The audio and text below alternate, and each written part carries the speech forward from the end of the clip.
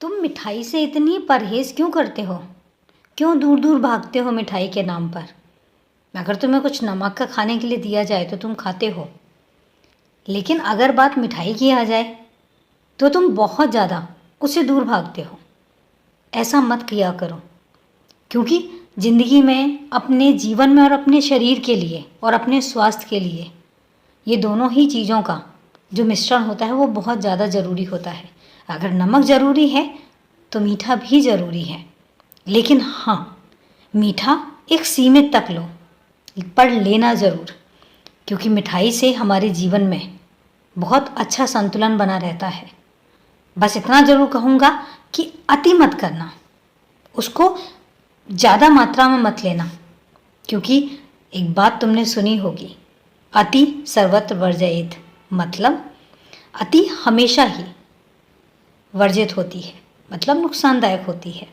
लेकिन अगर किसी भी काम को सीमित रह के किया जाए और तोल कर किया जाए तो कभी कोई चीज़ नुकसान नहीं करती। इसलिए चाहे वो काम हो या तुम्हारी दिनचर्या हो या तुम्हारे खाने पीने का या तुम्हारे रहन सहन का कोई भी नियम हो, उसमें किसी भी चीज़ के लिए कभी अति मत करना, वो तुम्हारे स्वास्थ्य पर भी असर डाल सकती है। इसलिए संतुलित जीवन जो होता है ना, वो स्वास्थ्य के लिए और दिनचर्या के लिए और तुम्हारे जीवन के लिए हमेशा महत्वपूर्ण रहता है, और इसको ध्यान में रखना। तुम्हें पता है कि मैं हमेशा तुम्हारे भले के लिए बातें बोलता हूँ, मुझे और किसका भला चाहिए।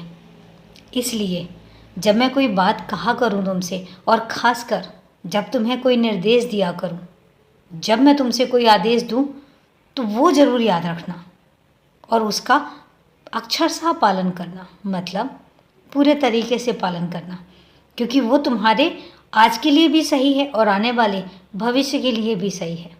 अब मुझे तुम्हारे स्वास्थ्य की चिंता नहीं होगी तो तुम बताओ भला और किसको होगी? मुझे ही करनी है ना।